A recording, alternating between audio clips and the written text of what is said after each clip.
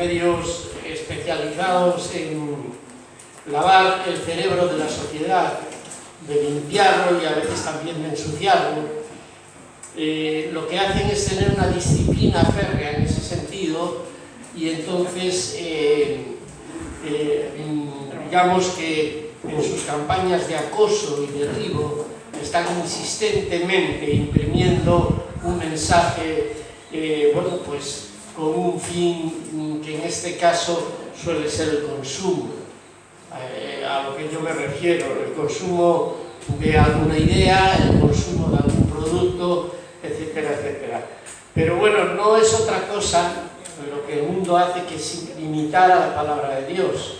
Cuando la palabra de Dios es tan persistente, insistente, es porque estamos siendo acosados permanentemente como un león rugiente, ¿verdad?, sobre nosotros un mensaje opuesto al de la verdad de Dios. Aunque en muchas partes, en algunas, ¿verdad?, hay coincidencias, afinidad, buen rollito.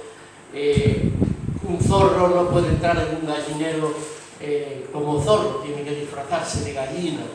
Entonces estos mensajes insistentes, persistentes, solapados, con música dulce.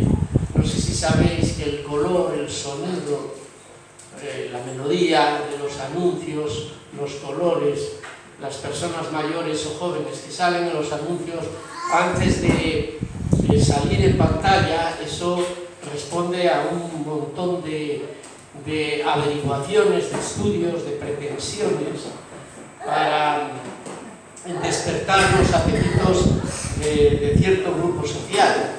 Entonces, cuando te dicen que un coche va a hacerte libre, o una cerveza te va a hacer libre, puedes comenzar a pensar justo en lo contrario, porque al fin y al cabo de lo que se trata es de atarte para que todos los meses tú cumplas con una obligación férrea de atender a una serie de letras, pero eso sí, vas a tener el gran privilegio de salir por tu garaje, en casa, o pasearte por la calle con un flamante trozo de hierro brillante y pulido para que todo el mundo te vea y parezca que, no sé qué puede parecer, pero no sé si lo sabéis, pero Fernando Alonso, cuando ganó Fórmula 1, el modelo de coche que más se vendió fue el Renault, el famoso Renault, el azul, no sé ni qué modelo de Renault es. Pero esa es la influencia que tienen los medios. Por eso el Salmo 1, versículo 1 y 2 son la parte más importante de los salmos, porque dice: bienaventurado varón que no anduvo en malos consejos, no, en consejo de malos, habla del consejero, no del consejo. Y añade, y en la ley del Señor está su delicia, y en su ley medita de día y de noche. Habla de persistencia e insistencia, porque nos hace falta para sostener una fe que se debilita con los mensajes permanentes de un mundo que quiere abatirnos, ¿verdad?, bajarnos de este tinglao, ¿verdad?, que ya es muy antiguo, ya está antes que todos estos, pero todos estos se han juntado a una para conspirar contra nuestra fe, y el tiempo, las estaciones. Ahora las residencias asistidas de la tercera edad huelen a orina, por la temperatura, el calor, los turnos de vacaciones, y los ancianos están más solos que ninguno, igual que los presos. En las cárceles en este momento hace mucho calor, no hay aire acondicionado, los vis-a-vis son de gente de humilde condición, los recorridos son casi imposibles, los horarios difíciles, 5:30 de la tarde, 3:30 de la tarde, te cargas el día literalmente, pero curiosamente es el lugar en donde el Señor espera vernos, en los hospitales, en las cárceles, en los orfanatos, en los lugares donde hay gente mayor. Sin embargo, lo que en la realidad vivimos, las playas atestadas de gente, las fiestas llenas, que no está mal, que uno lo pase bien, pero estaría mejor que, aparte de pasarlo bien, nos acordáramos en estos tiempos y siempre de aquellas personas que no tienen tu misma suerte, que no han pasado o no están pasando por el mismo recorrido. En este sentido, recordaros que Nora sigue en la residencia, esta tarde estaremos con ella, y que la mamá de Vicky y Vicky no pueden venir tampoco porque, bueno, tienen sus achaques, y hay algunas personas como Gloria y Juan y Ruth que están, como no, ¿verdad?, acobijando a su yerno, que hoy ha sido pues reconocido, será reconocido, está siendo reconocido como cabeza, digamos, o responsable de la Iglesia en Coruña. También recordaros que no os olvidéis del poder de la oración, de esas iglesias que a veces parece que tienen menos importancia que otras, pues tal vez porque la formalidad no sea nuestro fuerte, ¿verdad? Porque seamos muy familiares, no tan protocolarios, y eso nos convierta, pues a lo mejor en una iglesia, caigamos en la tentación de pensar de, bueno, somos una iglesita de segunda, ¿no? Nada más lejos de la realidad de Dios. Dios está contento con la iglesia, Dios quiere bendecir a la iglesia y espera que la iglesia responda con diligencia a esas intenciones del corazón de Dios. Pero hay cosas en las que, como dijimos la semana pasada, Dios no se mete y nos da absoluta libertad para decidir tanto nuestros pensamientos como nuestros movimientos. Hemos tomado la decisión, una decisión segura, que es la de seguir a Cristo.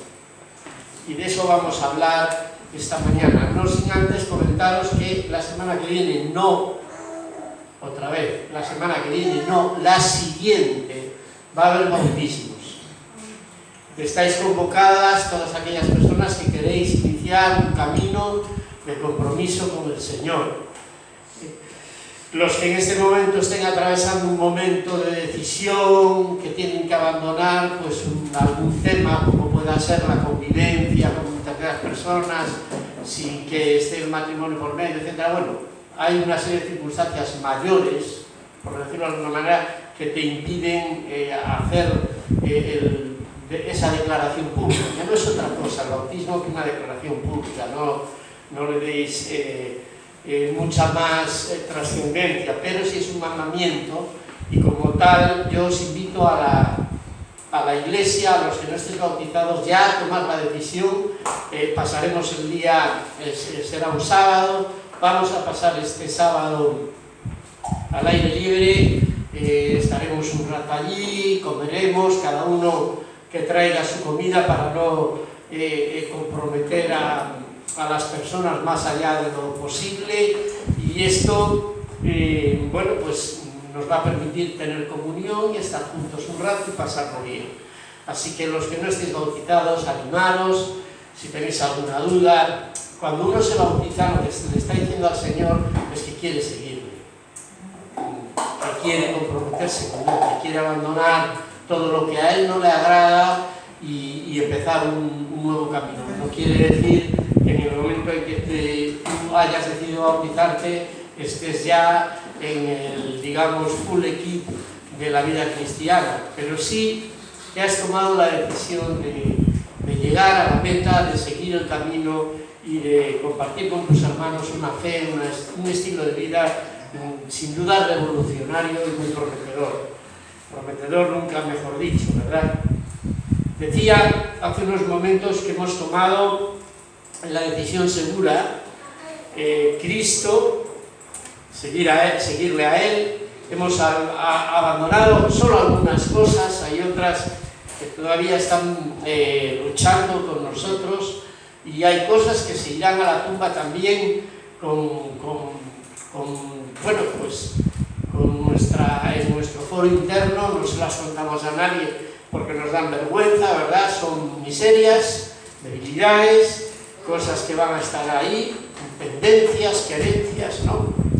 Pero pero en el fondo, bueno, ya hemos salido, no hemos llegado, estamos en la mitad del camino, algunos, otros están ya fuera, lejos de puerto, ¿verdad? Ya han partido, ya has tomado la decisión de seguir al Señor, y ahora estamos en una etapa en la que, como ya he dicho, hemos dejado algunas cosas, ¿no?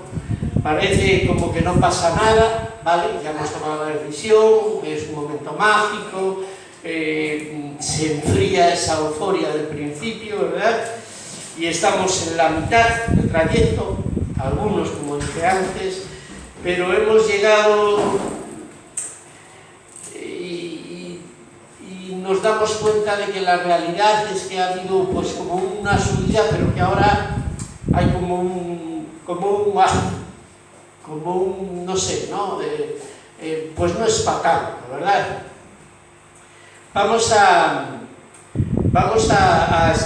a leer en el Salmo 32, el versículo 8, ¿qué nos promete el Señor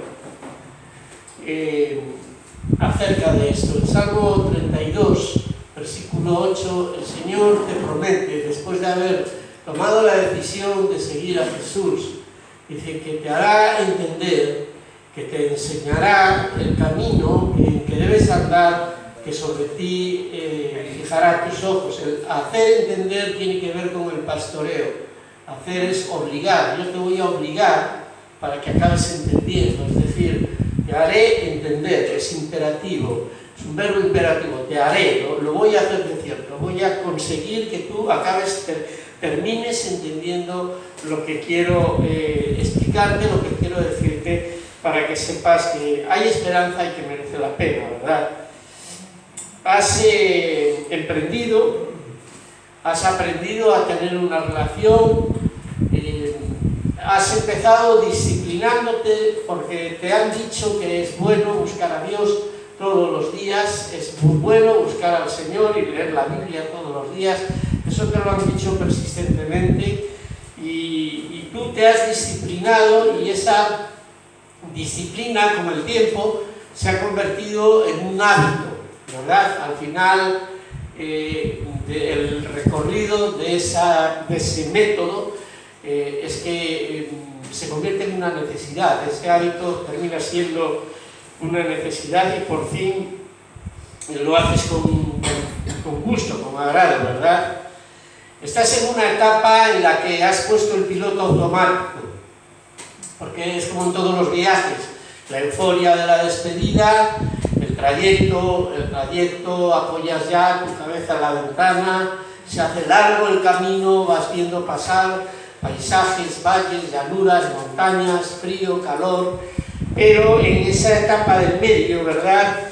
En ese momento de la vida cristiana en que pones el piloto automático, ojo, con el verano, es una época peligrosa para abandonar disciplinas, y es bueno tener una actitud, más que bueno, recomendable, imprescindible, ¿verdad? Una constante, que aunque pierda intensidad, puedas mantener el ritmo. Lo importante cuando se pone el piloto automático es no perder la comunicación con el control, con la base. Y esto, por supuesto, nos estamos refiriendo a tu relación con Dios. ¿Qué dice Jeremías, aparte de Ita Gloria? ¿Qué dice Jeremías 17, versículo 9? Eso, amén, amén. Me alegro mucho de verte, Jeremías y compañía. ¿Qué dice Jeremías en el capítulo 17? Engañoso es el corazón más que todas las cosas y perverso. ¿Quién lo conocerá? Ojo con los amaneceres floridos, con el sol radiante, con los ánimos y efluvios primaverales y veraniegos, porque en ese tiempo pues surgen pensamientos y cosas nuevas, ¿verdad? Y no tan nuevas, cosas que ya nos recuerdan al verano pasado, y bueno, hay que estar alerta especialmente. Como ya digo, no pierdas tu contacto con la base. Estamos ya con el piloto automático puesto, parece que vamos llaneando, ¿verdad? Pero dicen que una de las características de la madurez cristiana es que conoces bueno, pues tus fortalezas sin empadecerse. Sabes cuáles son tus puntos fuertes y sin embargo no te sientes ni mejor, ni mejorado, ni mejorable. Eres consciente de que hay áreas de tu vida que están ahí, que están bien, que están controladas, que lo haces bien, vas por buen camino, eso va prosperando. Y también una característica a la par de la madurez en este sentido es que tus debilidades no te intimidan. Pasas a ser una especie de espectador de tus debilidades y tratas con ellas a distancia, no te identificas con ellas como, digamos, víctima de tus debilidades, sino más bien espectador de cosas que tú sabes que tienes que mejorar y por tanto asignaturas pendientes que tienes que aprobar más tarde o más temprano, ¿verdad? Hay algunas cosas, hermanos, que se van a ir contigo. Cuando nos despidamos de ti o cuando el Señor decida llevarte, esas cosas se quedarán aquí y algunas se irán contigo, forman parte de tu no carácter, de las cosas que no has podido vencer, ¿verdad? Pero la pretensión es que sean las mínimas o las más pequeñas, las que menos daño hagan a tu entorno. Es el propósito, aunque el Señor sueña con hijos perfectos, ¿verdad? Y serán perfeccionados cuando están redimidos en su presencia, pero hay que ser realistas. Los presupuestos de nuestra economía, como seres humanos, debemos de contemplar asuntos sin resolver, asuntos que estarán ahí y que quedarán para el juicio de Dios. Cada pensamiento, cada cosa que te visita debe de ser visto como algo ajeno. Me refiero al veranito loco. Cada cosa que viene como algo nuevo, ¿verdad? En este tiempo nuevo. Me decía un hermano que está trabajando en la playa, que bueno, que ahora lo del pudor es lo que menos importa, no tiene ninguna importancia ver como una mujer pues se desviste delante de ti y aparece por allí como cuando vino al mundo, pero más grande, y estas cosas no pasa nada, no tienen importancia, tienen mucho que ver con el corazón y con los pensamientos, pero superficialmente no pasa nada. Después tenemos una sociedad llena de personas pervertidas y retorcidas en su mente, incluso las estadísticas revelan que los abusos en el ámbito familiar se multiplican porque esas cosas alimentan apetitos insanos que se traducen en frutos muy alejados de la voluntad de Dios.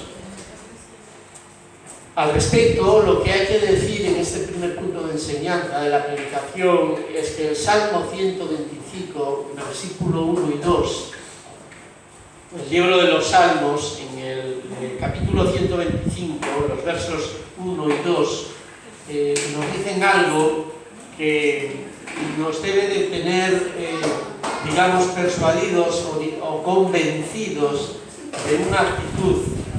Dice, los que confían en el Señor son como el monte de Sión, que no se mueve, sino que permanece para siempre.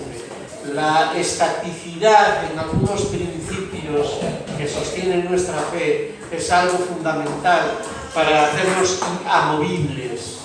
Una persona que no se mueve tiene la virtud contraria a la del tamo. Dice, no seáis como el tamo que se lleva el viento. El tamo es algo ligero, que no tiene peso, cualquier cosa que le sopla.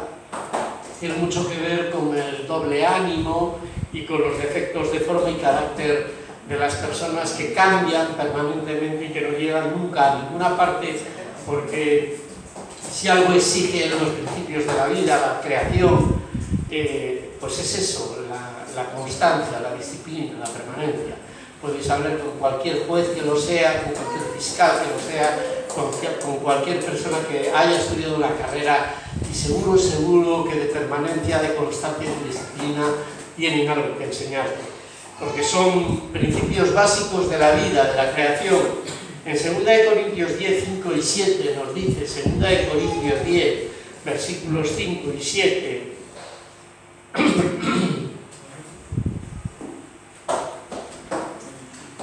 que dice segunda de los Corintios, la segunda carta escrita por Pablo en Corinto, a los Corintios, derribando argumentos y toda altivez que se levanta contra el conocimiento de Dios y llevando cautivo, esta es la parte que más todo pensamiento a la obediencia a Cristo.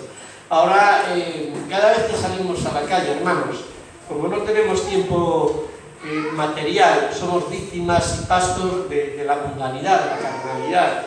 Entonces, como no tenemos tiempo para estar permanentemente metidos en Dios, en su palabra y en su presencia, cada vez que salimos a la calle, todos son ataques, ¿no? Las mujeres con los pechos bien marcados, los hombres también, con el cuerpo dibujado, diseñado, tatuado y vestido y apretado en las zonas más apetitosas para la carne, etcétera, etcétera. Entonces nosotros tenemos que vivir en una disciplina permanente e incómoda que nos lleva a estar llevando cautivos los pensamientos a la obediencia. Dice la palabra de Dios en el versículo que nos ocupa esta mañana, dice, te haré entender. Y es porque el Señor quiere, al contrario que las corrientes de pensamiento de hoy, ¿verdad? Los políticos y todos estos rollos, nos llevan, ¿verdad?, al convencimiento solapado de sus intenciones, que al final con los años descubrimos que ellos son ricos y nosotros no, ellos tienen cosas que nosotros no tenemos, un nivel de vida que no tendremos jamás, un tostado de piel en verano envidiable, y poder y más poder y más poder, mientras que nosotros seguimos como los borregos sus canciones de cuna, ¿no?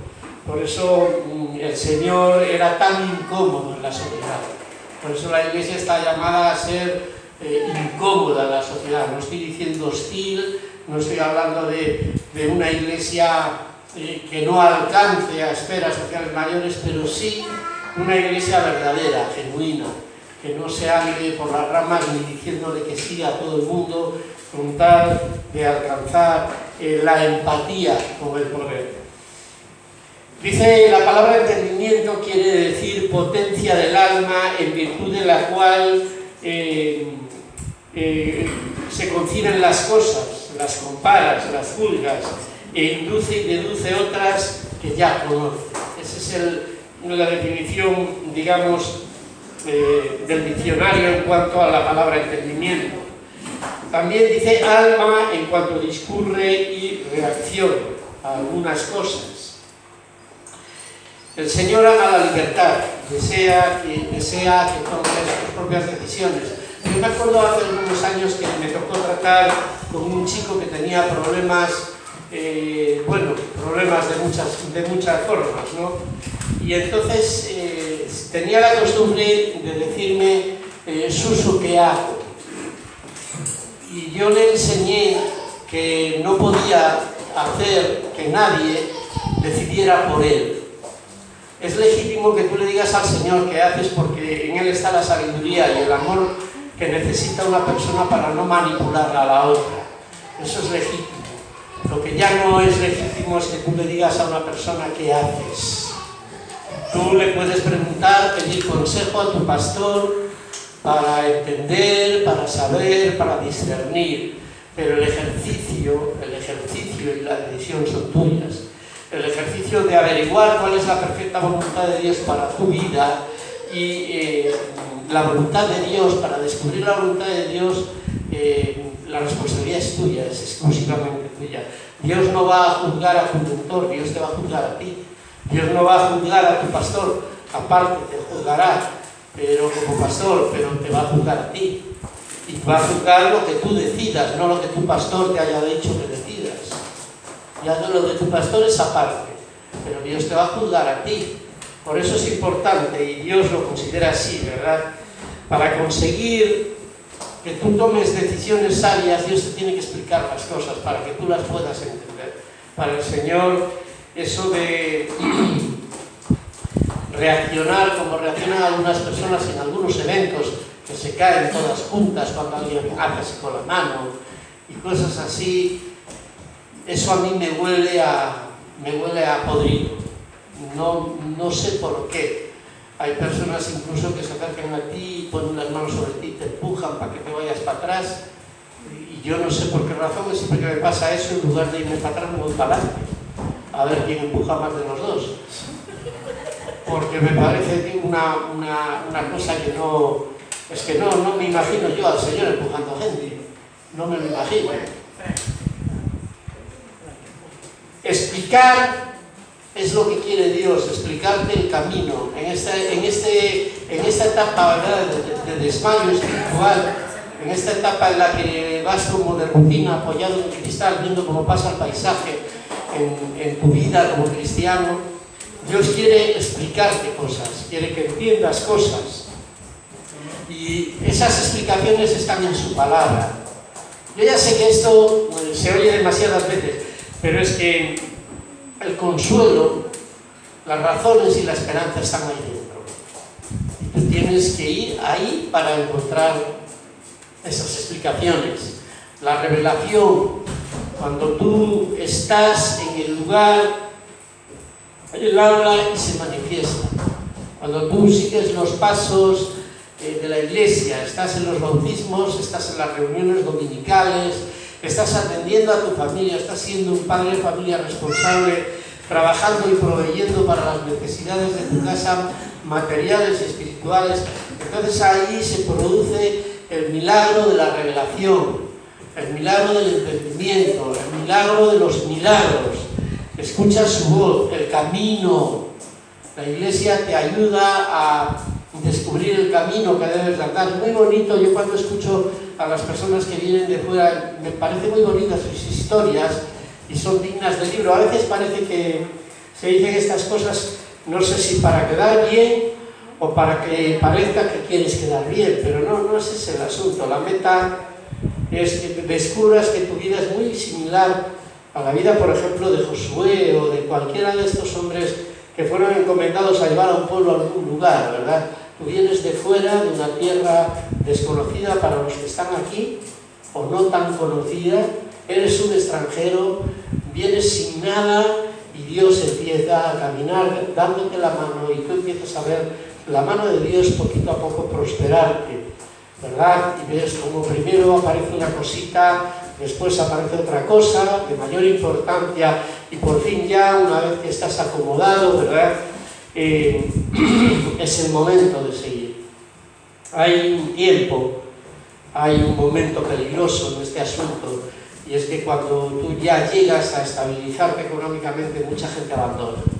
Ojo con esos episodios, porque es como quedarse en la mitad del pastel, es como quedarse en la mitad del recorrido, bajarse en la mitad de la estación porque no te gusta lo aburrido del trayecto. El trayecto a veces es aburrido, pero hay una canción que a mí me consuela cuando el camino se hace un poco largo, ¿verdad? Y es Cansado del Camino. Esta canción existe porque hay cristianos que se cansan en el camino, porque hay una etapa en la vida cristiana en la que uno está cansado en el camino. Y no es pecado cansarse en el camino. Jesús se cansó en el camino, no es una falta, no es un signo de poca espiritualidad, más bien lo contrario. Se cansa el que estuvo caminando, se cansa el que estuvo haciendo ejercicio, se cansa el que estuvo siendo útil en la obra. Por eso el cansancio es un signo de espiritualidad. Hay personas espirituales que se cansan, hay personas que no son espirituales y quieren serlo, que se cansan. Hay cristianos que comienzan y en la mitad del trayecto se cansan y ya en el asomo de la siguiente colina ya están desfalleciendo, ¿verdad? La salida que Dios nos da es Isaías 41, en el verso número 10 del libro del profeta Isaías, el verso número 10, que dice Isaías 41, en el verso número 10, nos explica, nos promete el Señor que no debemos de temer porque Él está con nosotros, que no debemos desmayar porque Él es nuestro Dios y nos esfuerza, que siempre nos va a ayudar, que siempre nos va a sustentar con la diestra de nuestra justicia. El Señor no es un charlatán, ni le gusta desperdiciar sus palabras. Y cuando el Señor dice no temas, es porque Él te conoce y nos conoce y conoce a su iglesia y sabe que el temor es una amenaza pronta, ¿verdad? En todos. Yo estoy contigo, también dice que está contigo, porque muchas veces estamos caminando en el viaje y no lo sentimos. Parece que no está. Incluso pues, si hacemos lo malo, que no va a pasar nada, que no va a haber juicio, ni siquiera consecuencias. No desmayes, porque Él sabe que nosotros desmayamos. Y no estoy hablando de la iglesia, estoy hablando de la iglesia y de los pastores de la iglesia y de los que dicen ser apóstoles de la iglesia y de los que se creen que tienen 75 galones en cada hombro de la iglesia. Estoy hablando de esos también. Dice, porque yo soy tu Dios que te esfuerzo. Hay personas que incluso llegan a dudar. Si el Dios del que hablamos es el Dios que nos está respaldando o que nos va a esforzar. Siempre te sustentaré, habla del futuro. ¿Quién en el recorrido, verdad, no teme al futuro? ¿Quién no tiene dudas acerca del qué será, qué pasará? Porque yo te sustentaré con la diestra de mi justicia, ¿verdad? ¿Cuántos, en el peor de los casos, han soñado que en su futuro van a estar incluso pues de cabeza en un contenedor buscando comida para comer, ¿verdad? Hay cosas que nos visitan en la mente que tratan de desesperanzarnos, de desmayarnos, de hacernos desfallecer. Por eso el Señor, que no pierde el tiempo, habla de esta manera. Y estas cosas Dios se las dijo a Josué, que no era precisamente un hombre que, a pesar de tener 80 años, cuando fue encargado para conquistar la tierra, porque ya había quemado esa etapa de sentirse un héroe y también había quemado esa etapa de sentirse un fracasado. Entonces ya estaba preparado para tomar posesión en cabalgadura, ¿verdad?, de una tierra llena de fruto, pero también llena de personas grandes y de fortalezas y de muros. Y ahí estaba el Señor con Josué. Y ahí estaba Josué con el Señor y con mucho de él ya perdido, gastado o agotado, que es lo que Dios necesita para poder usarte con utilidad.